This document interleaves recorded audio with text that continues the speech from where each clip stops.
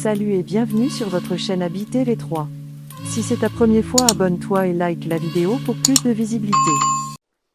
Je suis prêt à faire la comparaison. Je suis pas sûr qu'on perdra. Non. Donc, moi, que les choses soient claires, je ne mets pas en cause le président de la République actuel parce que Fessenheim, depuis 5 ans, était fermé. Je n'ai pas les éléments qui me permettent de dire c'était possible d'arrêter la fermeture ou pas. Je ne les ai pas, monsieur le rapporteur. Donc je ne le dirai pas. Vous voyez ce que je veux dire? Parce que quand on ne sait pas, on ne dit pas. On peut discuter. Je n'ai pas ces éléments, donc je ne peux pas le dire. Je peux comprendre, ça a été fermé pendant 5 ans. Ça faisait 5 ans qu'on m'attraquait en disant ils sont dangereux, ils sont vieux, allez jetez-les à la poubelle. Je ne sais pas s'il faut le faire. Mais je ne laisserai pas dire que EDF, à l'époque de M. Proglio, que j'ai nommé, n'entretenait pas les centrales nucléaires. Ce n'est pas vrai. Ce n'était pas votre question, mais c'était un peu ma réponse. Je ne me serais pas permis, Monsieur le Président. Justement, très rapidement, 2 dernières questions, je les pose séparément pour la bonne lisibilité de nos travaux. Vous avez été aux responsabilités lorsqu'a été décidée la construction d'un nouvel EPR et ensuite vous étiez président de la République pendant une période clé. Et je voudrais juste rappeler ces chiffres pour qu'on les ait en tête. En 2006, le projet de l'EPR est estimé à un coût de 3 milliards pour une mise en service en 2012, en 2010 pour un coût de 5 milliards avec une mise en service en 2014 et en 2012, à la fin du mandat, à 8 milliards et demi pour une mise en service en 2017. J'imagine que vous avez suivi ce dossier de près. Vous avez dit au début que le nucléaire était une affaire de président de la République. Quelles explications avez-vous et comment est-ce que vous traduisez industriellement, politiquement, cette question de l'EPR? Je peux répondre là directement parce que c'est vraiment un sujet difficile. Bon, inutile de vous dire, monsieur le rapporteur, que je n'ai pas d'explication technique. C'est d'une complication atroce. Mais si vous regardez les choses, donc Flamanville, les travaux ont commencé en 2007. On nous annonce l'ouverture de Flamanville pour 2024. Ça fera 17 ans. Pour un coût final estimé à 13 milliards, si j'en juge, alors on peut discuter si c'est 12, 13, mais si j'en juge les chiffres d'EDF. Pour moi, encore une fois, j'ai relu le rapport de Martin Fols, qui est très intéressant. Il ne remet pas en cause la conception du moteur. Et d'ailleurs, il a raison, parce que Taishan, c'est les mêmes. Donc, allez-vous m'expliquer si le moteur est trop compliqué, si ça ne marche pas, pourquoi ça marche à Taishan et ça ne marcherait pas à Flamanville? Enfin, ça n'a aucun sens, puisque eux, les Chinois, l'ont parfaitement géré. Bon.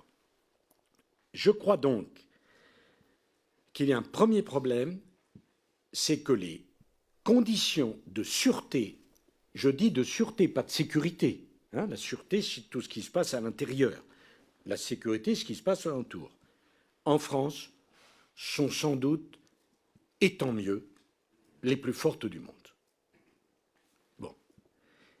Prenez un exemple. Vous savez que maintenant, les EPR ont une double coque sur puisque s'il y a un problème nucléaire, ça fond, et donc il faut mettre un ravier extrêmement puissant en dessous pour pas que ça pénètre la nappe phréatique, et il faut mettre une coque au-dessus pour pas que ça parte dans l'air. Donc maintenant, on fait une double coque.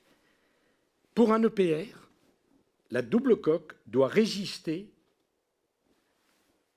au choc d'un avion qui se poserait sur le chapeau de la centrale. Bon. Je ne pense pas qu'en Chine, je ne dis pas qu'en Chine ils sont dangereux, ce n'est pas du tout ce que je dis, mais les choses sont les mêmes.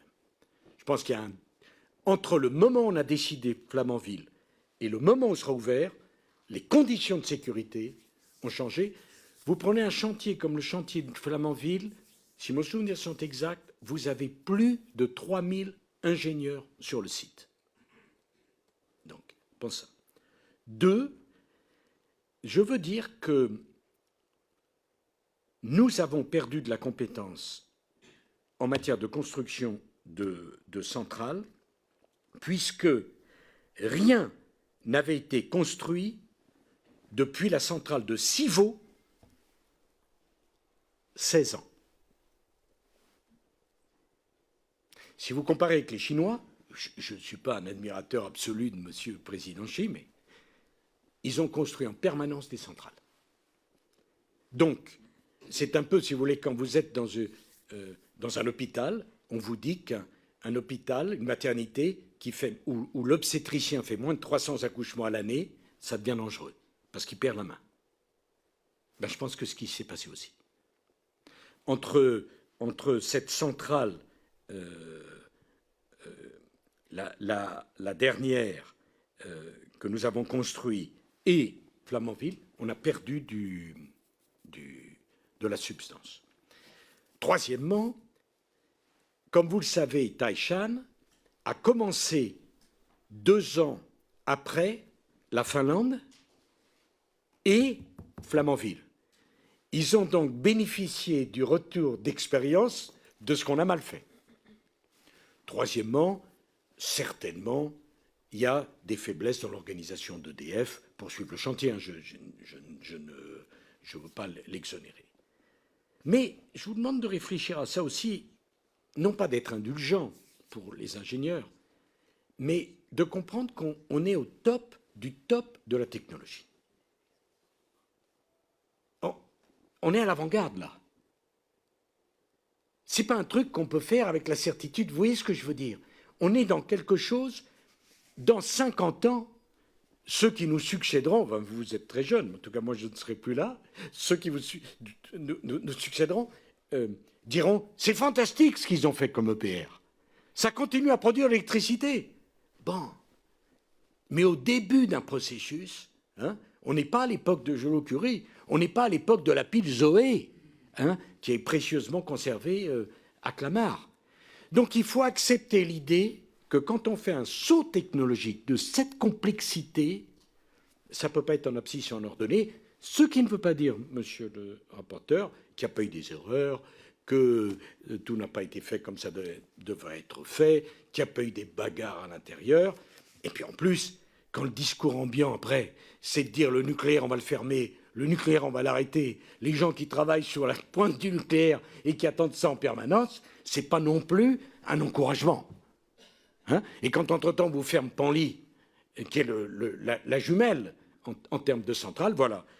Pour le reste, je m'en remets au rapport de Jean-Martin Fols, qui me paraît équilibré et capable de dire beaucoup plus de choses que moi. Parce que j'ai dit que le nucléaire, c'était du niveau de président de la République, mais ça ne veut pas dire que je comprends, pardon, le chantier de Flamanville.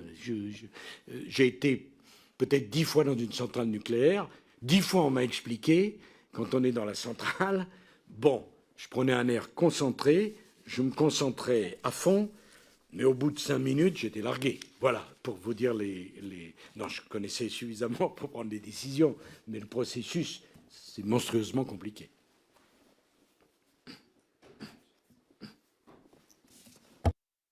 Je vous remercie. Une dernière question, Monsieur le Président, qui a beaucoup occupé nos travaux, c'est bien sûr la question des règles européennes. Et le fait qu'en 2010, la loi NOM ait été adoptée, qui a apporté ouverture du marché de l'électricité, qui a initié le dispositif de l'AREN, qui a fait l'objet de nombreuses discussions dans notre commission d'enquête et qui a fait évoluer le statut des centrales hydroélectriques, statut dont la question n'est toujours pas résolue. Et l'ensemble de ces éléments, au vu des auditions que nous avons menées et des réponses que nous avons eues, semble avoir plutôt affaibli la situation de l'opérateur en charge de nos centrales et avoir affaibli de manière générale notre capacité à investir, y compris dans les centrales hydroélectriques. Quel est votre point de vue là-dessus et sans anachronisme, quelle était la situation à l'époque qui a conduit ces décisions-là? Non, je vais bien sûr y répondre, hein, monsieur le rapporteur, mais enfin, loi NOM ou pas loi NOM, ça n'a rien à voir avec le démantèlement de la filière nucléaire.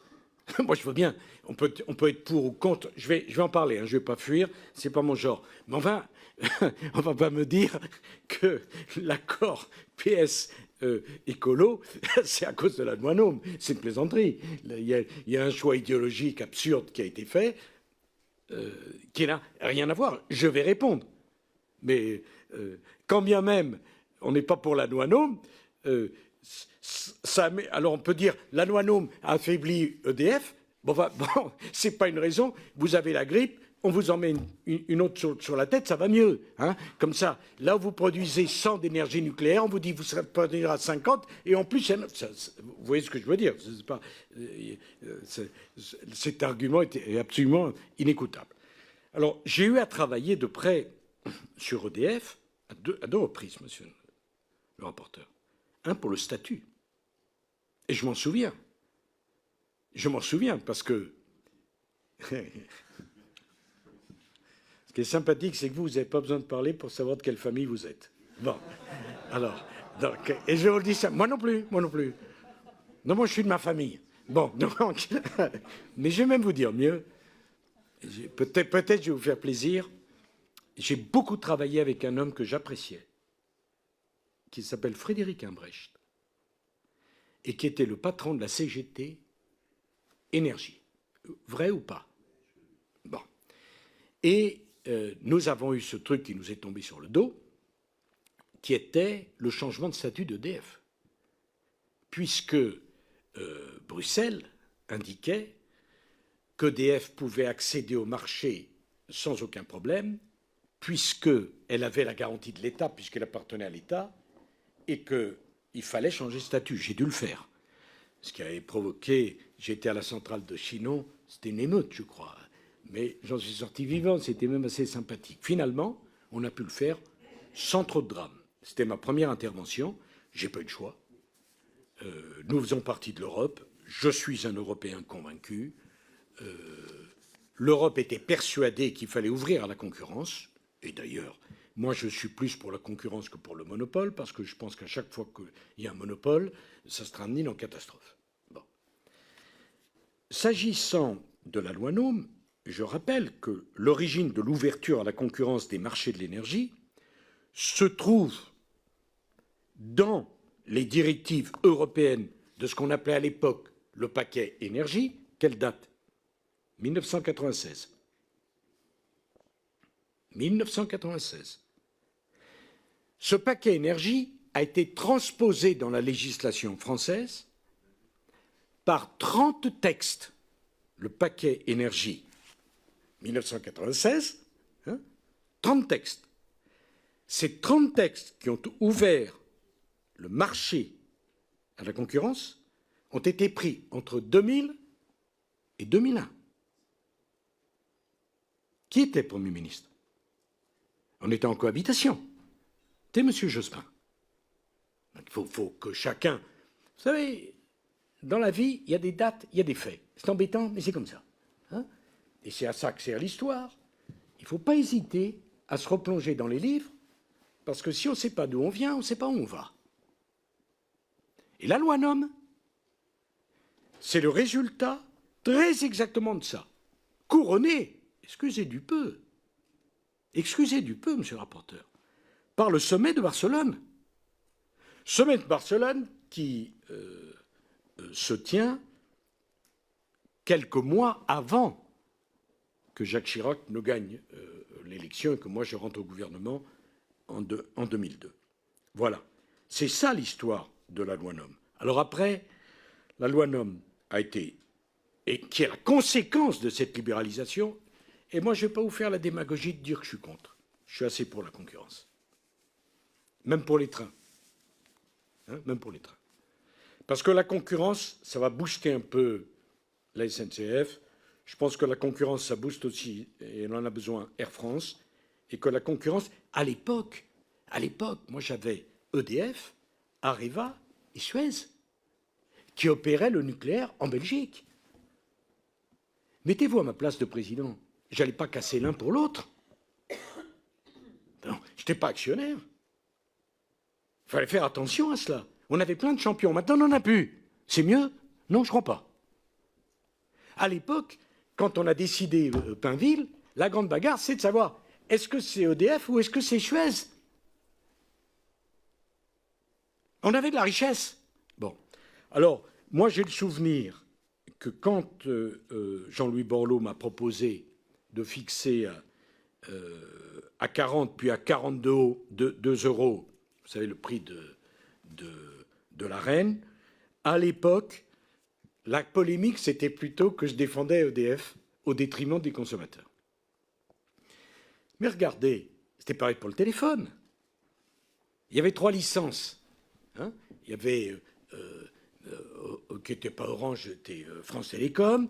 Il y avait Bouygues, et puis il y avait SFR. Quand j'ai décidé de la 4e licence, je suis fâché avec beaucoup de gens, croyez-moi. Ceux qui l'ont eu l'ont oublié, mais ceux qui ont vu un nouveau concurrent, ils savent quel était le coupable. C'est aussi de l'ouverture à la concurrence. Aujourd'hui, vous avez 4 opérateurs téléphonie. Qui, parmi vous, reviendrait sur les 4? Qui me dirait, qui oserait me dire aujourd'hui que c'est un tort d'avoir 4? À mon avis, les 4 gagnent de l'argent. Les 3 m'expliquaient que si je faisais un 4e, ils mourraient. Ça faisait de la peine de les voir d'ailleurs, si émus. Bon, à l'arrivée, 15 ans après, personne n'est mort, tout le monde gagne de l'argent, il y a un 4e opérateur, et les prix du téléphone ont été divisés par 3 ou par 4. Donc, moi, j'assume que je suis pour l'ouverture à la concurrence. Et l'idée qu'on pouvait garder EDF, reine du monde, assis sur le nucléaire, payé par les impôts des Français, sans concurrence et sans qu'aucun fournisseur ne peut venir, c'est une idée que je n'approuve pas. Alors, je ne dis pas qu'au NOM, c'est bien, je ne dis pas que les conditions n'ont pas changé. Tout ça, on peut en discuter. Mais au niveau de président de la République où j'étais, autorisez-moi à rester sur l'autoroute et pas à prendre la départementale. Parce que quand vous êtes président, vous êtes au niveau de l'autoroute. Si vous rentrez dans la départementale, vous perdez. Bon, cette ouverture à la concurrence, par principe, ne me choque pas. J'accepte tout à fait le débat avec d'autres. C'est un choix c'est un débat tout à fait, à la différence du nucléaire, ce débat-là, il est intellectuel, il est intéressant, il est parfaitement légitime. Il y a ceux qui sont pour la concurrence comme moi, il y a ceux qui ne sont pas pour. D'accord, voilà. Hein, et donc, j'ai accepté la loi NOM qui nous mettait en conformité avec nos obligations européennes. Faut-il la changer?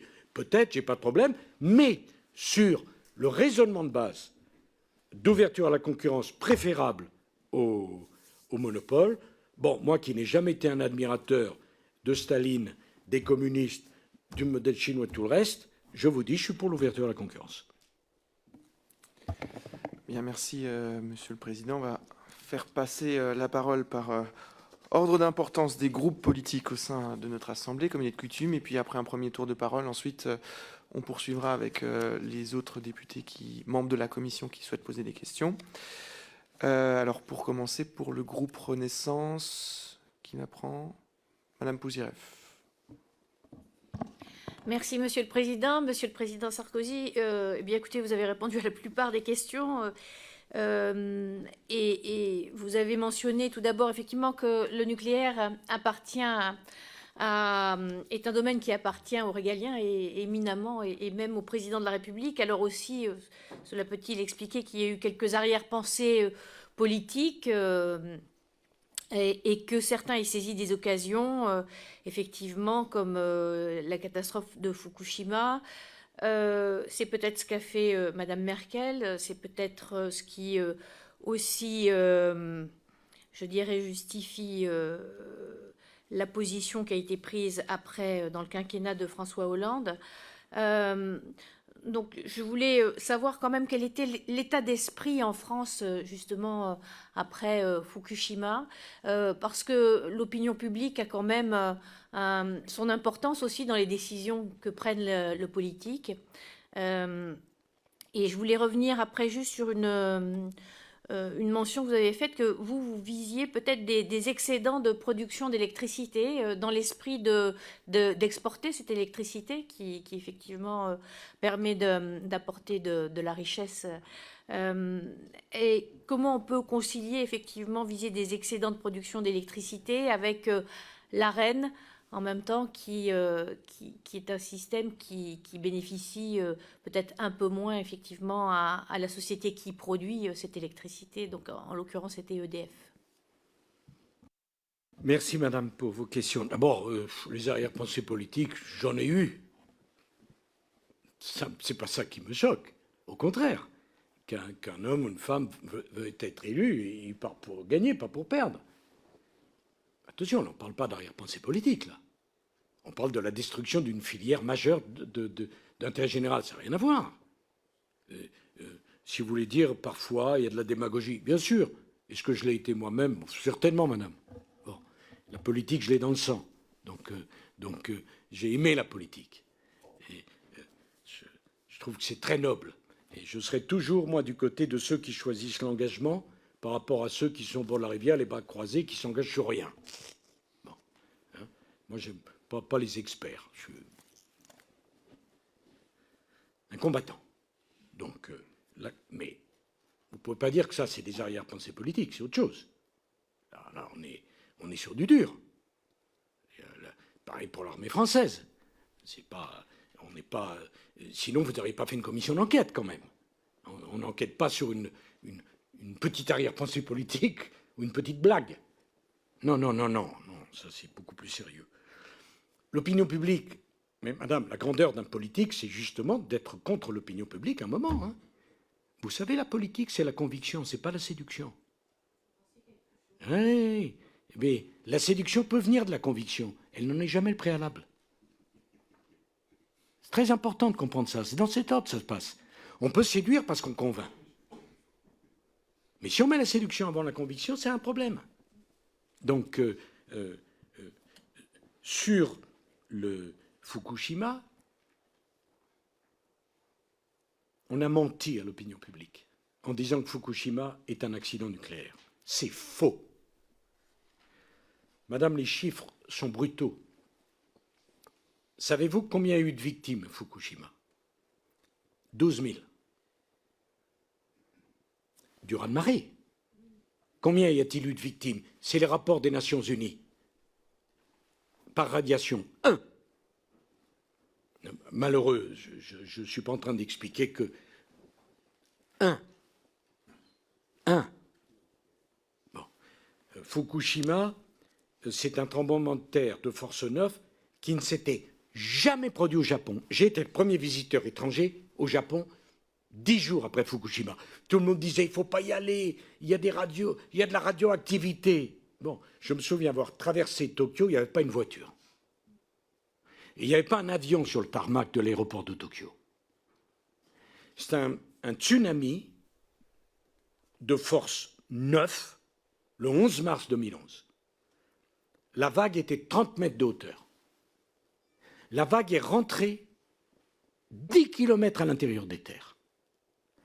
Et j'ai vu un endroit, moi-même, où la vague a été à 42 mètres de hauteur. Et la vague a explosé les groupes électrogènes de secours de la centrale, qui sont tombés en panne, ce qui a conduit à une destruction du système de refroidissement et à la fusion du réacteur qui a tenu. Il y a eu des émanations, hein, il y a des émanations. Les autorités internationales ont mis l'accident au niveau 7, comme Tchernobyl, mais les conséquences n'ont rien à voir. Tchernobyl, c'est un accident nucléaire. Fukushima, c'est une catastrophe.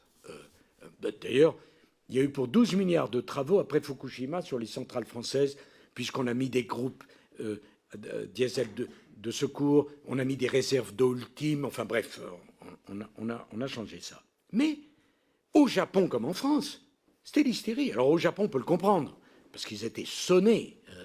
J'ai vu le Premier ministre qui m'a dit « je ne peux plus tenir, on va arrêter le nucléaire ». Je lui ai dit « je t'en supplie, prends un peu de temps ». Je comprends, mais il y avait une émotion. Mais en France,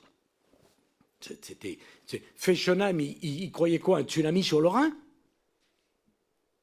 Donc c'était ça l'état d'esprit.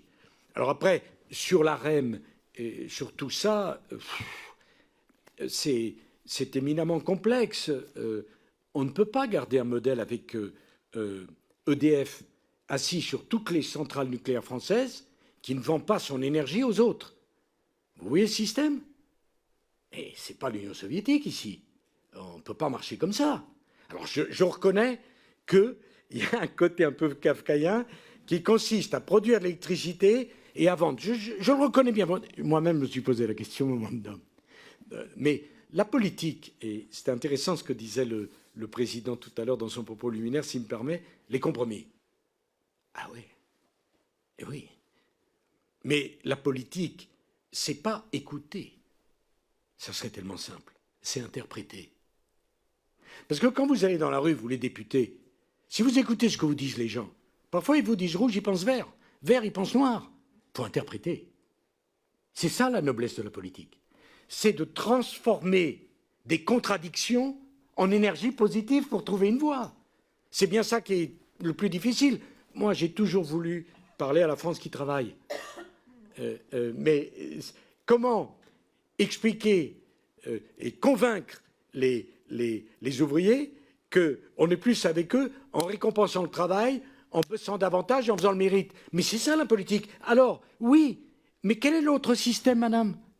On garde EDF assis sur le trésor des 58 réacteurs et on interdit à tous nos concurrents étrangers de venir vendre l'électricité. Oh, mais comment ça marche, ça?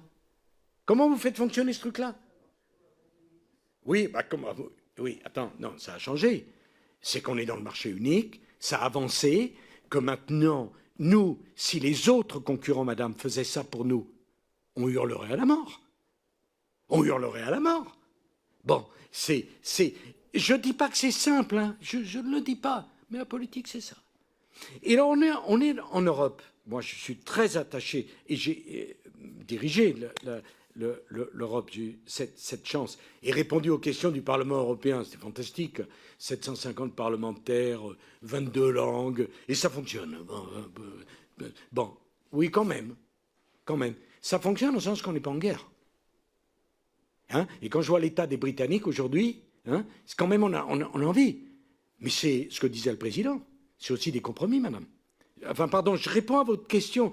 J'essaie de le faire au niveau où j'étais. Ça ne veut pas dire que je ne dois pas descendre. Hein. Ce n'est pas du tout ça. Mais comment on réagit, comment on pense quand on est chef de l'État, qu'on n'a personne au-dessus, mais qu'on a beaucoup de gens en dessous, avec les Français. Et il faut trouver un équilibre. Et c'est cet équilibre que j'ai trouvé. Mais j'admets bien volontiers qu'il n'est pas définitif, qu'il n'est pas parfait, mais j'explique le raisonnement. Hein? De la même façon, quand j'ai fait les 62 ans, j'ai toujours dit que ce n'était pas une réforme définitive. Je ne crois plus à la réforme définitive qui vaut pour 50 ans. Bon, eh ben on a fait le NOM. Voilà le raisonnement. Je crois que le raisonnement, il se tient, il est assez cohérent, il est conforme à nos obligations. Est-ce qu'aujourd'hui on peut le changer? Oui, il n'y a pas de problème avec ça. Mais dire que les problèmes d'EDF viennent de là, non. Ça, je n'accepte pas. Voilà. Merci. Excusez-moi. Merci, Monsieur le Président. Alors, pour le groupe Rassemblement National, Monsieur Hubert. Monsieur le Président de la République Sarkozy, merci pour vos propos liminaires et vos premières réponses assez directes. Rapidement, voici 3 premières questions. Je voudrais revenir sur l'échec de 2009 d'Abu Dhabi. Vous déclarez que c'est parce que notre offre n'était pas adaptée et trop ambitieuse. Pourtant, la puissance de la centrale coréenne est proche de celle que nous proposions. Le projet français était bien parti pour être sélectionné, mais pour certains observateurs, vous le savez, le principal problème du projet français aura été la rivalité entre les différentes entreprises françaises et le manque d'unité. En matière nucléaire, n'avez-vous pas eu des difficultés à faire travailler les géants français ensemble? N'avez-vous pas eu parfois l'impression que nous faisions preuve de naïveté, pour dire ça comme ça, là où les Chinois, Américains, Russes, Japonais avancent de manière, disons, un peu plus coordonnée? Vous avez dit au sujet de la décision de Lionel Jospin d'arrêter Superphénix que c'était une folie, pour reprendre vos mots. Vous auriez pu relancer le projet, pourquoi ne pas l'avoir fait? Ensuite, et je vais m'arrêter là pour l'instant, parce que je pense que les collègues ont d'autres questions. Sur la question des ressources humaines, on constate depuis une vingtaine d'années que la filière du nucléaire peine à recruter, en cause le manque de perspective de la filière, ainsi que son image. De nombreux savoir-faire ne sont plus maîtrisés, des compétences sont perdues. Qu'avez-vous fait pour remédier à ce problème?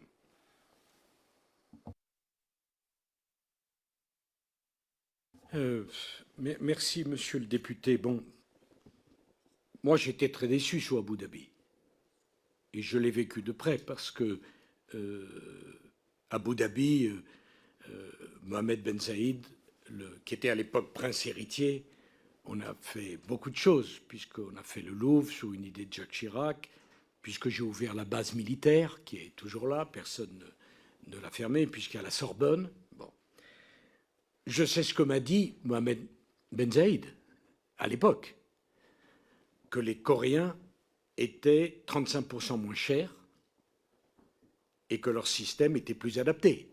Bon. Est-ce que c'était la vérité, monsieur le député, ou pas? Je ne sais pas. Mais si un jour vous êtes aux responsabilités, vous verrez qu'on ne gagne pas toujours, comme pour les élections. Parfois, on perd. Est-ce que les rivalités existaient? Vous avez raison, oui. Est-ce que ça m'agaçait? Ah, ça, oui. Et pas simplement là. Et pas simplement là. Je me suis souvent posé la question, est-ce que j'aurais pu changer les choses plus tôt, hein, parce qu'on avait encore une fois Areva, EDF, Suez. Peut-être. C'est pas facile. Il fallait quoi? Que je décapite Areva? Anne Lauvergeon était là, j'ai fini par la renvoyer. Plus tard, quand la situation était devenue impossible, je rajoute Alstom. Et je pense que s'il y a quelqu'un sur la scène politique qui a fait pour Alstom, je crois être celui-là. Hein? Et je n'ai pas beaucoup apprécié la disparition d'Alstom. Donc oui, il y a eu des rivalités, vous avez raison. Vous avez des rivalités. Mais mettez-vous dans la tête du président de la République. Allez, mettez-vous président de la République. Vous avez EDF, vous avez Areva. Mais si, il faut avoir des rêves, c'est bien, c'est important. Ce n'est pas pour ça qu'on les réussit. Mais il y en a beaucoup qui ont rêvé. Il y a beaucoup qui ont rêvé. Et peu que c'est bon. Vous avez EDF, Areva, Suez. Qu'est-ce que vous faites? Vous faites quoi? Vous dites, toi, tu restes à la maison? Mais Areva et EDF devaient travailler ensemble. L'un était pour le carénage, l'autre était pour le moteur. Devaient. Je deviens président de la République. Ça dure 5 ans. Je vais faire du mécano. Chaque fois qu'un politique fait du mécano comme ça se termine comment? Donc oui, il y a des rivalités, vous avez raison. Oui, ça n'a rien arrangé, vous avez raison. Mais si c'était la seule solution, pourquoi on gagne en Chine? Pourquoi on gagne en Finlande? Enfin, d'être un petit peu honnête. La même organisation était en place. Elle nous permet de gagner en Chine, elle nous permet de gagner en Finlande. Donc si c'était ça la raison, pourquoi on gagne là-bas et on perd là? Ça n'a pas de sens. Donc, je vous donne le point. Il y avait de la désorganisation et de la rivalité. Peut-être on aurait pu faire autrement. Je ne sais pas comment. Si ce n'est se séparer d'une des personnes. Bon. En tout cas, je ne l'ai pas fait, pour vous dire. Vous me dites, chez les Chinois et les Russes, c'est plus coordonné. Je vous confirme. Mais je n'avais pas compris que c'était le système que vous admiriez. Mais peut-être que je me trompe. Non, enfin, oui, les Américains, ils ont autre chose. Les Américains, c'est pas pareil, monsieur, je vais vous dire. Les Américains, vous savez pourquoi ils ont gagné des marchés dans la vie? Ça s'appelle Nuclear Umbrella. Voilà. Et les Américains, ils ont gagné les marchés sur l'Europe parce qu'ils ont la puissance militaire et que c'était vendu avec. Donc, je ne vous fais pas de l'injure de ne pas suivre les affaires étrangères ou les étranges affaires. Mais enfin, si vous croyez que les Américains gagnent parce qu'ils sont mieux organisés, non. Les Américains gagnent parce que c'est la première armée du monde et que quand ils vendent leurs équipements, militaires ou civils, il y a le paquet qui vient avec. Bon. Et en plus, ils ont la monnaie mondiale. Ça aide. Voilà. Donc ne croyez pas que c'est une question d'organisation. Hein. Vous pouvez copier l'organisation des Américains, vous verrez que vous n'avez pas la puissance qui est derrière eux. Pourquoi je n'ai pas relancé Superphénix? C'est impossible. Parce que pour le coup, quand vous arrêtez une filière, je rappelle que cette filière était arrêtée depuis près de 10 ans. La relancer comme ça, j'ai mis de l'argent sur la 4e génération. Je n'ai pas mis de l'argent sur le retraitement des déchets nucléaires. D'ailleurs, aujourd'hui encore, il y a un grand sujet sur l'uranium. Et il faut, me semble-t-il, de toute urgence, nous mettre sur cette question de l'approvisionnement, qui est aujourd'hui diversifiée, puisqu'aucun de nos pays fournisseurs ne nous livre plus de 20%, mais on peut faire de la recherche. Je crois que c'est l'uranium 138 ou 158, 138, qui est produit par nos centrales et qui, semble-t-il, on pourrait le réutiliser. Voilà. Et puis sur les formations, je vous l'ai dit, la ministre des Universités a eu l'instruction de développer une filière de formation scientifique. C'est un problème qui ne concerne d'ailleurs pas que le nucléaire, qui concerne la France. On fait trop dans la philosophie, trop dans la sociologie, trop dans les études sociales et pas assez dans les mathématiques et les sciences. C'est pas nouveau, mais le nucléaire en est le cœur. Merci bien. Alors, Monsieur le Président de la République, je crois que j'ai la triste responsabilité de vous annoncer que vous faites l'objet d'un boycott des députés de la France Insoumise. Je n'en vois pas ce matin. Je vais passer la parole à un député du groupe LR, Francis Dubois. C'est dommage, parce que franchement, moi j'aurais entendu avec beaucoup de sympathie.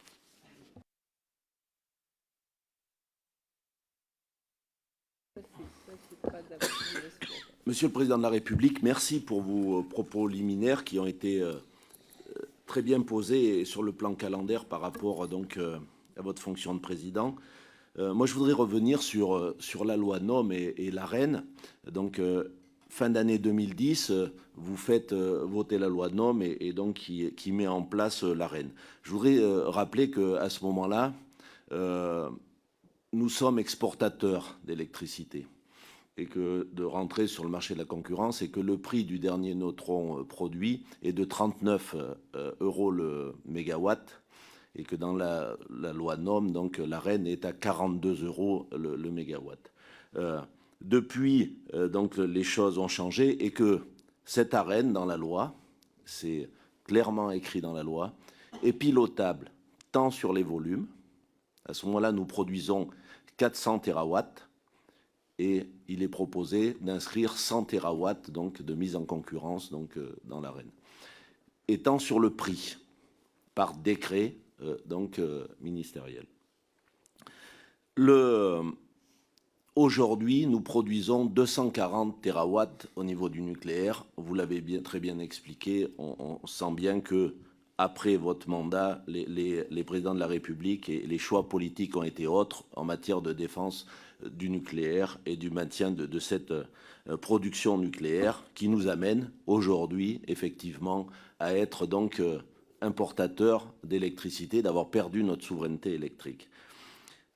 Quand nous avons auditionné Luc Rémont, le dernier PDG d'EDF, il nous dit que aujourd'hui, avec les travaux de grand carénage qu'il y a eu, donc qui permettent de justifier, de pouvoir donc par décret augmenter le tarif de l'AREN. Et je voudrais quand même qu'on puisse avoir votre avis éclairé sur la chose et par rapport à ce qui se passe aujourd'hui.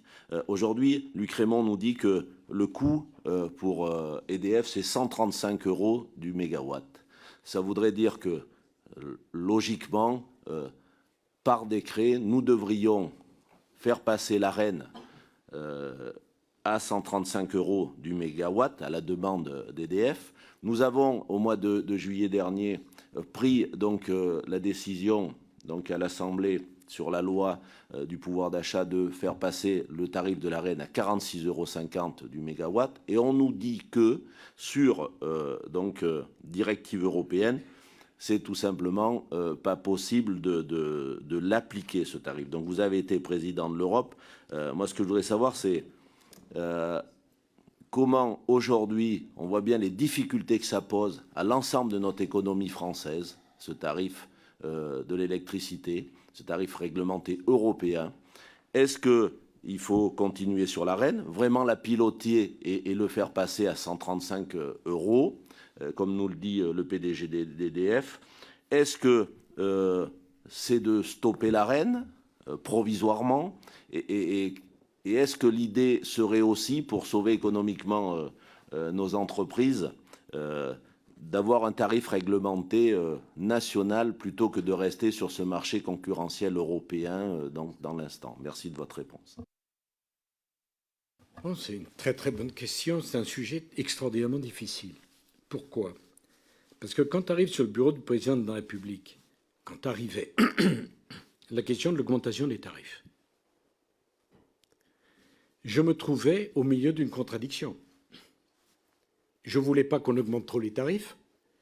Je vous le dis, je vous réponds très sincèrement. Hein, parce que si vous augmentez les tarifs, vous tuez une partie de votre industrie et vous diminuez le pouvoir d'achat des Français. Nous avons connu la crise de 2008, des subprimes, mais nous avons connu après, 2010, la crise de la dette européenne. Donc, à chaque fois, je disais au ministre, oh, va pas trop fort, parce que y a le pouvoir d'achat, il y a la récession, je ne vous rappelle pas le contexte économique. Mais en même temps, Monsieur le Président, en répondant ça, je sais très bien que vous affaiblissez dans ce cas-là l'opérateur. Puisque l'opérateur, il veut des tarifs le plus élevés possible, non pas au prix du coût de production, mais au prix du coût de production plus l'amortissement des investissements. Parce que le coût de production, quand j'entends dans le débat, le coût de production, c'est 10, il faut qu'ils vendent à 10. Mais non, c'est comme pour les médicaments, parce qu'il faut financer la recherche, il faut financer tout ce qui va avec. Donc il y a une contradiction. Et il y a une contradiction, et je peux prendre tous ceux qui sont autour de la table, confrontés à cette situation, c'est pas facile. Hein, et même ceux qui n'y sont pas, si un jour ils étaient au pouvoir, est-ce qu'on favorise l'entreprise et son développement, ou le pouvoir d'achat, ou les tarifs des usines ou des entreprises? Donc nous, on a essayé de s'en sortir, peut-être avec une cote mal taillée, qui ne ruinait pas EDF, mais qui ne nous mettait pas avec 14% d'augmentation. Bon, premier point. Deuxième point, vous avez prononcé un mot, et moi j'ai aimé votre question, dialoguer avec vous là-dessus. Tarif réglementé. J'aime pas ça. Parce que ça se termine toujours mal. Parce que le tarif réglementé, vous refusez des augmentations, parce que le tarif réglementé, c'est pas pour faire des augmentations, c'est pour les éviter. Hein. Je connais assez peu de tarifs réglementés pour faire payer beaucoup plus cher. Je connais beaucoup de tarifs réglementés pour dire, oh, il y a une élection, oh, il y a un rendez-vous, il y a ceci. Hein. C'est comme ça. Bon, ça se termine toujours mal. Parce qu'à la fin, il faut recapitaliser les entreprises, il faut payer la facture. Moi, je crois au marché. Enfin, restons calmes. Au marché régulé. C'est pas du tout au marché sans règles. Bon. Donc, quel niveau faut-il aujourd'hui? Je n'en sais rien, je n'ai pas les éléments du dossier pour dire ça. Mais, je vais vous faire une confidence, c'est pourquoi à un moment donné, j'avais pensé à l'ouverture du capital d'EDF. Je ne l'ai pas fait, donc, ce que je dis, c'est pour le plaisir de la discussion et de l'ajoute. Parce que je me disais deux choses. Un, l'État n'est pas un bon actionnaire au sens qu'il n'a jamais les disponibilités pour aider à investir. Et deux, dans le fond, une entreprise privée, il y a la loi de l'offre et la demande, fait les choses. Donc j'ai caressé, je ne l'ai pas fait, donc bon. Mais je pense que dans les années à venir, le problème de l'ouverture du capital d'EDF sera clairement posé. Alors je vois bien qu'avec les centrales nucléaires, il y a un problème d'intérêt national, mais on peut aussi trouver des formules là-dessus. Mais je crois que les différentes forces politiques doivent réfléchir, me semble-t-il, à comment sortir du système seulement de la régulation ou de la dérégulation pour trouver quelque chose qui mette notre grand champion français en capacité de conquérir des marchés étrangers, de redevenir exportateur. Voilà. Moi, je préfère vous répondre sur la stratégie, sur les questions d'avenir, que sur le seul domaine, vous voyez, Monsieur le Président, de savoir à quel niveau il faut le mettre. Parce que je pense que le système tel qu'il est ne sera pas possible pour l'avenir si nous voulons avoir des grands champions énergétiques qui ne peuvent pas être gérés de manière, excusez-moi, administrative, hein, sans remettre en cause l'administration. Merci, Monsieur le Président. Je me permets une petite incursion dans le déroulé normal des questions pour laisser la parole au groupe GDR avec Monsieur Jumel qui m'a indiqué qu'il a une contrainte. Monsieur Jumel. Merci, Monsieur le Président de la République. J'ai beaucoup aimé la première partie de votre démonstration, celle où vous réaffirmez la constance de votre engagement sur le mixte, votre conviction sincère et non remise en cause pour la filière nucléaire, et y compris l'argumentant sur la priorité des priorités de la lutte contre le réchauffement climatique incompatible avec l'absence du nucléaire dans le mixte. Mais je dois vous concéder que j'ai beaucoup moins aimé la deuxième partie, parce qu'il y a une forme de contradiction, et c'est le sens de ma question, à réaffirmer, et je crois que vous le dites en sincérité, le rôle stratégique de la politique énergétique, l'industrie des industries, le rôle déterminant de la politique énergétique pour la souveraineté de notre pays, l'intérêt suprême qu'elle représente, y compris au point de justifier que les décisions stratégiques soient prises dans le bureau du président de la République, et de l'autre côté, avoir commis des actes, vous les avez rappelés en sincérité, 2006, la transformation du statut de l'entreprise, je m'en souviens aussi, et puis les dérégulations successives. Nous sommes quand même dans une période où l'explosion du prix de l'énergie, qui fragilise non pas seulement nos artisans boulangers, mais l'industrie réelle, milite pour une reprise en main de la puissance publique, milite pour décorréler le prix du gaz dans la construction du prix de l'électricité, y compris en réduisant l'allégeance aux Allemands de ce point de vue-là, milite pour, non pas la caricature d'une nation administrée à la soviétique, mais pour que ce bien commun de première nécessité ne soit pas traité comme une marchandise comme les autres.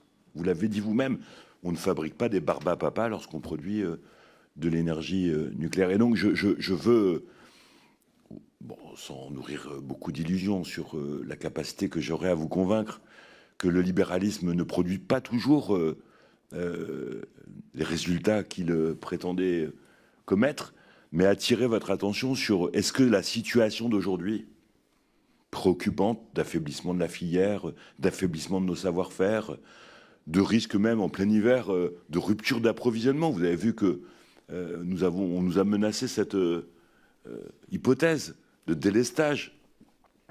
Ne milite pas pour tout simplement voilà, un État stratège, un État qui prend soin, un État qui régule, un État qui préserve les intérêts de la nation, un État qui prend soin de son industrie, et au bout du compte, un État qui dit à l'Europe que la libéralisation libre est faussée, parce que la reine, sa malformation congénitale, c'est pas d'avoir tenté de concilier prix pour l'usager et rémunération pour EDF. Sa malformation congénitale, c'est d'avoir permis la vente à des marchands de savonnettes, des marchands de soleil, qui ne produisent rien et qui ont vendu de l'électricité achetée à bas coût à EDF sur le dos, au bout du compte, de notre fleuron et de la nation. Voilà le sens de mon interpellation, conforme à ma sensibilité politique, et c'est plutôt bien d'assumer sa cohérence et ses convictions jusqu'au bout, mais qui, je crois, est connecté aux préoccupations et à la situation grave que nous traversons dans le domaine de la politique énergétique. Non, dites donc, on est à moitié d'accord, c'est pas si mal. On n'aurait pas parié ça il y a quelques années. Bon. Mais moi, j'aime bien votre façon de poser le problème, parce que, bon, vous me demandez de ne pas vous caricaturer, vous avez raison, faites pareil pour moi. Bon, vous n'êtes pas soviétique, je ne suis pas un libéralo-maniaque, hein, je ne suis pas Madelin. Et suffisamment longtemps dans ma majorité, on m'a critiqué pour ne pas être assez libéral, pour ne pas maintenant être accusé d'être... Non. Mais restons là-dessus, parce que c'est intéressant. L'État est stratégique, il n'est pas gestionnaire. Ça, c'est une première chose. Et vous devez, avec l'honnêteté qui est la vôtre, faire la différence entre la décision stratégique pour l'État de se substituer au marché en investissant un argent que le marché ne mettrait pas pour démarrer une filière et la gestion de cette filière. Ce n'est pas la même chose. Hein, vous voyez, le marché, il n'aurait pas fait le nucléaire. C'est l'État. Mais une fois que le nucléaire est installé, c'est l'État qui l'a détruit. Confère ce que j'ai raconté. Donc, l'État est dans son rôle, on peut se retrouver pour démarrer une filière, vous voyez, stratégique, qui ne démarrera pas spontanément avec des capitaux privés.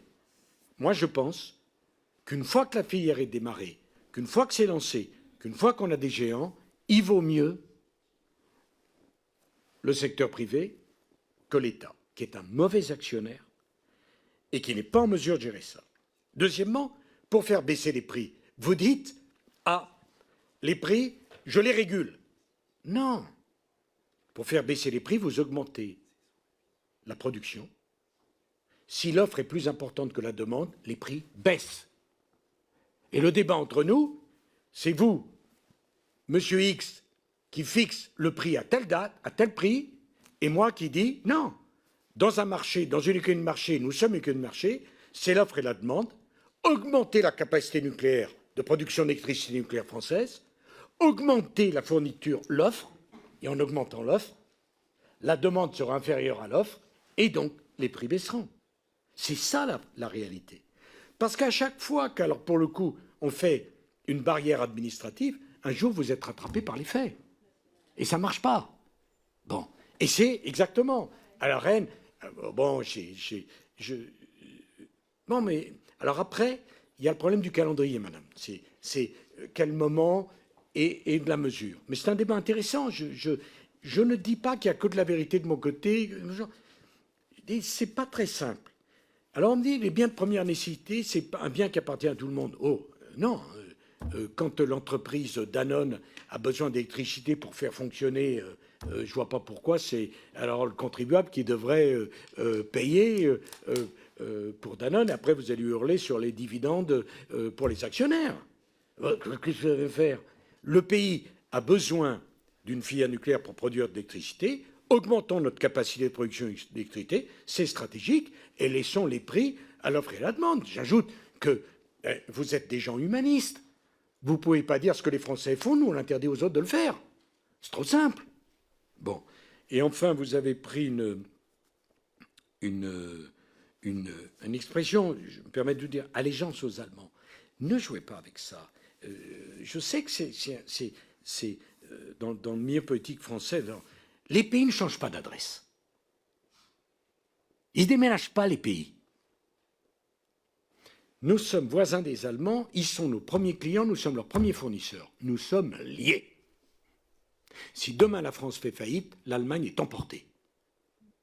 Et c'est bien pour ça, quand en 2008, je l'ai vu, j'ai expliqué à Angela Merkel, attention, puisque la Grèce partait, l'Italie n'était pas loin, après l'Italie, c'était la France, j'ai dit, mais te réjouis pas trop.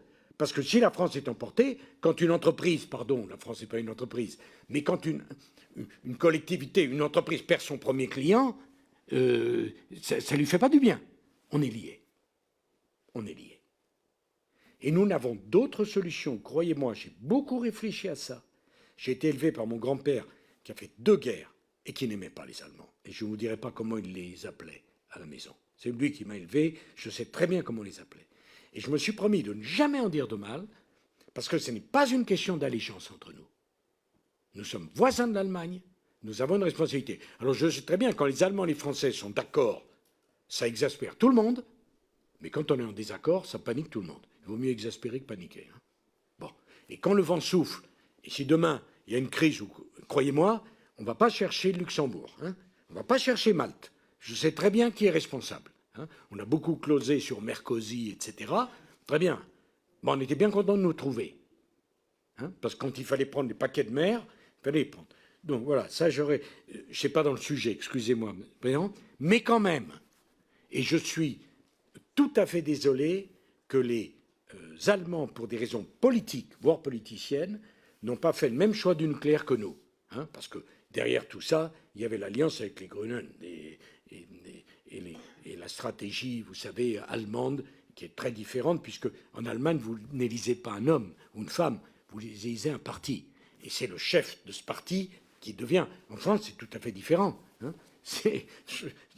L'homme ou la femme est élu, et après, le parti en profite. Bon, pas comme ça.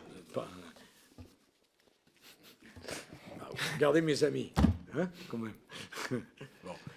Voilà, c'est tout. Après, l'énergie, c'est un débat passionnant, parce que c'est au cœur des grands débats économiques et politiques de la société française. Et c'est intéressant. Et on ne peut pas y aller avec une grille uniquement écologique, idéologique. On doit trouver le passage dans des économies modernes, comment on concilie la nécessité d'un État stratège qui va investir en dehors des forces du marché et qu'on laisse le marché respirer pour définir le prix qui permet à l'économie française de vivre et aux consommateurs français de ne pas être écrasés. C'est plus facile à décrire qu'à faire, mais c'est quand même, on est au cœur d'un débat politique, me semble-t-il, noble et intéressant. Merci, Monsieur le Président. Alors, pour le MoDem, Monsieur Millienne. Merci, Monsieur le Président. Merci, Monsieur le Président Sarkozy, de votre venue ici, de vos propos liminaires qui nous ont permis de constater que vous n'avez rien perdu ni de votre verve, ni de votre sens de l'humour. Et c'était assez agréable. Non, mais toutes les questions ont été à peu près posées. Sur la reine, nous, on a un avis un petit peu différent, et vous me direz si vous le partagez ou pas. C'est-à-dire que c'est bien facile de critiquer la reine aujourd'hui, mais je pense que pendant des années, tout le monde s'en est satisfait tant que ça nous rapportait de l'argent. Et effectivement, la crise que nous venons de vivre pose problème, mais je ne pense pas qu'il faille jeter le bébé avec l'eau du bain. Donc ça, j'aimerais bien votre avis là-dessus. Et deuxième question, parce que je suis un petit curieux, vous avez parlé de continuum au début de votre propos liminaire entre les différents présidents depuis les années 70 et donc la mise en place de ce programme d'énergie nucléaire. J'imagine qu'entre les présidents qui étaient d'accord sur le nucléaire, ça ne posait pas de problème au moment de la passation de pouvoir. Avez-vous essayé d'en rediscuter avec le président Hollande au moment où vous êtes passé le pouvoir, ou aviez-vous déjà considéré que c'était peine perdue et que la cause était entendue? Je vous remercie.